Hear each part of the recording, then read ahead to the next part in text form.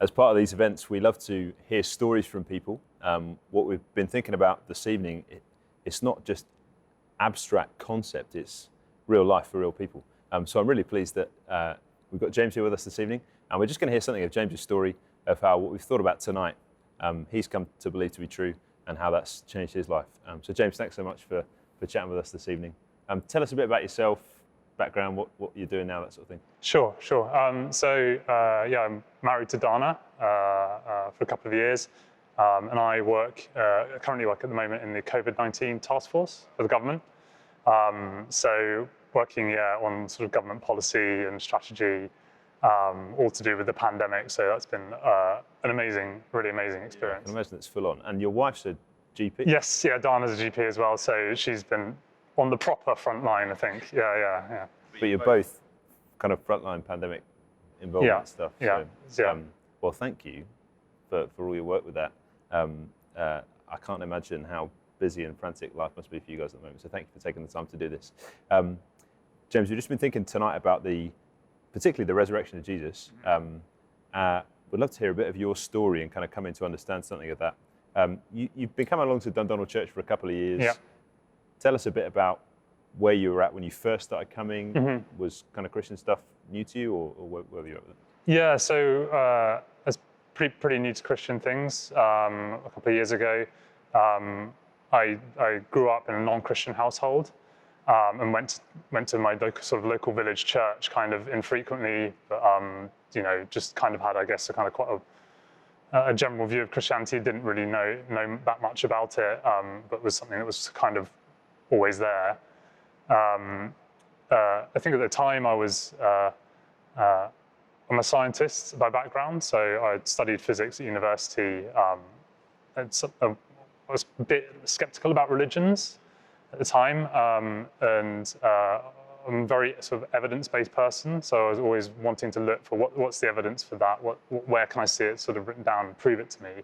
And I also had sort of underlying questions as well about the meaning of life, and I think at the time as well, having worked in my career for a few years as well, I was feeling that I wasn't fully satisfied, and things in life that I was sort of pursuing at the time, career or money or whatever it was, weren't giving me satisfaction. So is there more to this? There must be more to this.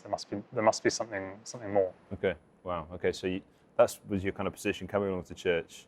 From there, like what you heard, what made you think, actually, I want to explore this a bit more, or I want to find out a bit more about what's being said here? Yeah, so I first came to Dundonald on an Easter Sunday service. So it was a really full church, which I think was a big surprise to me compared to how I'd sort of pictured sort of church, especially in England, as something that was a bit of on the decline. And then to hear a sermon that was really engaging, and just to meet really friendly people, that really sort of transformed my view, I think, of who Christians were and what they were doing. And it was, I wanted to find out more because I wanted to understand why all these different people from all over sort of this part of Southwest London, in Wimbledon, why did they all meet together on a Sunday, and why were they doing sort of all this, serving each other and being really kind? What that sort of sense of community really appealed to me. In terms of my views of Christianity before that, I don't think I really understood what it was all about.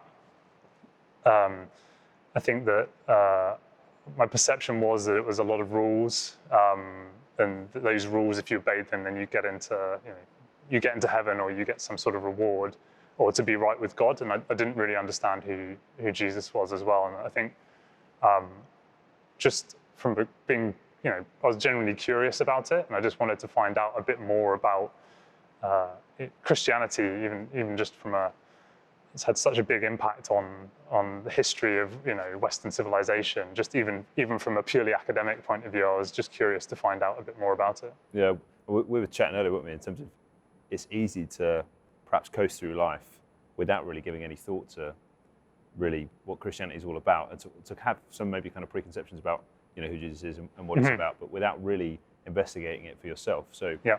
But you obviously got to the point of thinking, well, I really want to explore what this is all about. I really need to find out who this Jesus person is. Tell us a bit about your journey from that kind of first entry-level intrigue to, actually, kind of believe this to be true. Like, what was that kind of So journey? I after that sort of first time coming to church, I kept coming for a few more weeks and sort of got to know, chatting to a few more people. And I think I remember specifically having a conversation with you over the sort of the snacks that we used to enjoy at the end of church pre-pandemic.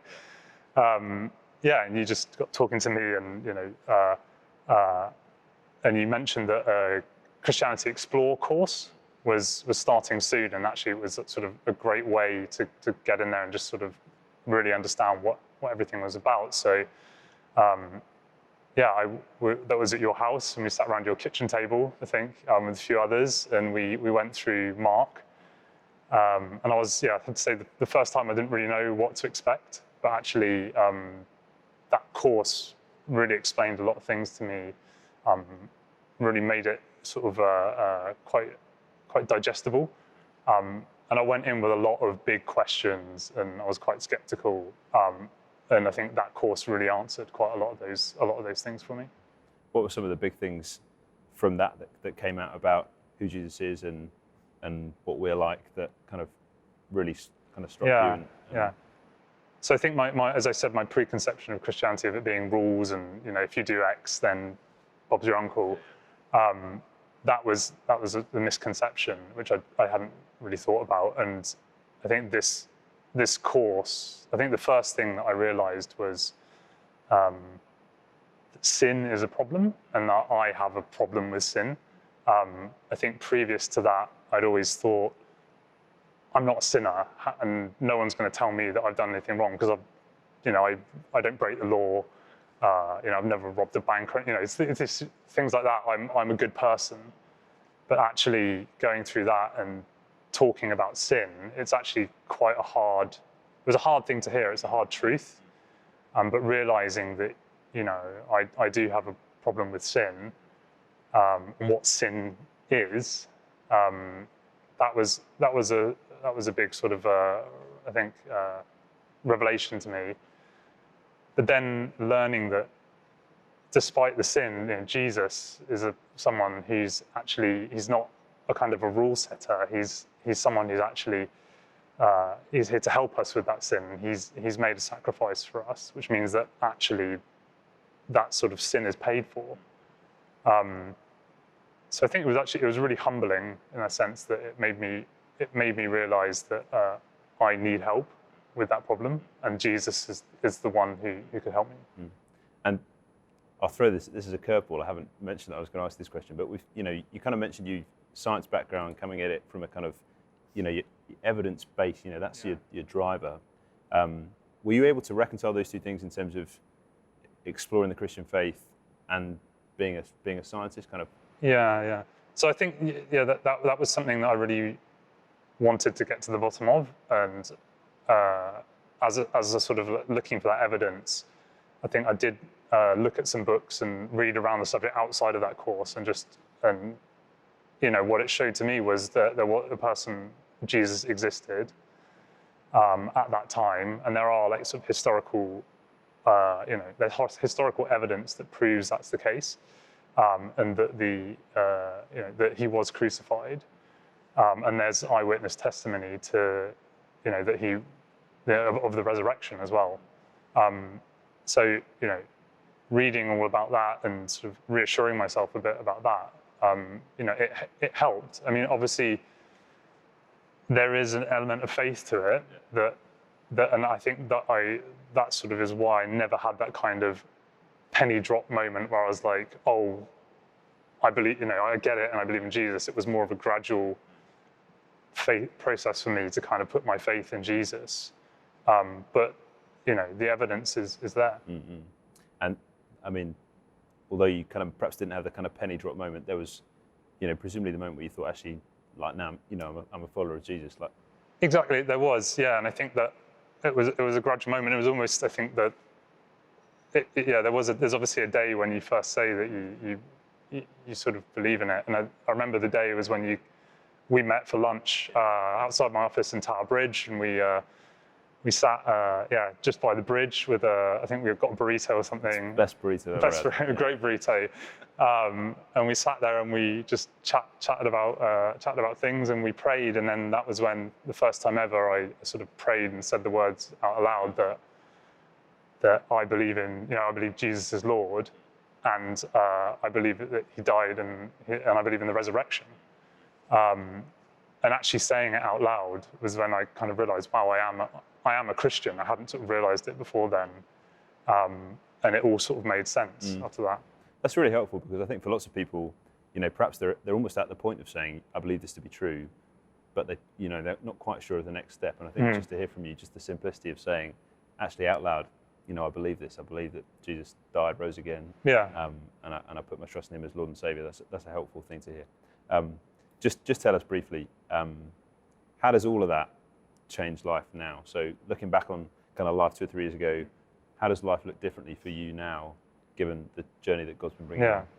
Well, I think it's changed me. I feel like I've changed. I've turned to Jesus, and where previously I think I might have sort of been putting my trust in things like career or relationships or other sort of earthly things. Actually, now I know that I've got Jesus who's there with me. I'm not alone. He's my saviour. I'm still a sinner, but I've got Jesus with me. He's paid for my sin. And I think that in terms of what it's meant for me is that actually my satisfaction with life is, I feel a lot more satisfied with life. I think it's, it's the better way. And these sort of things like career and money, and that they're never satisfying. Whereas actually, I know that trusting in Jesus is actually all I need for that. Yeah, brother, thank you so much for sharing your story. Honestly, it's great to hear, and just great to revisit what happened a couple of years ago. Yeah.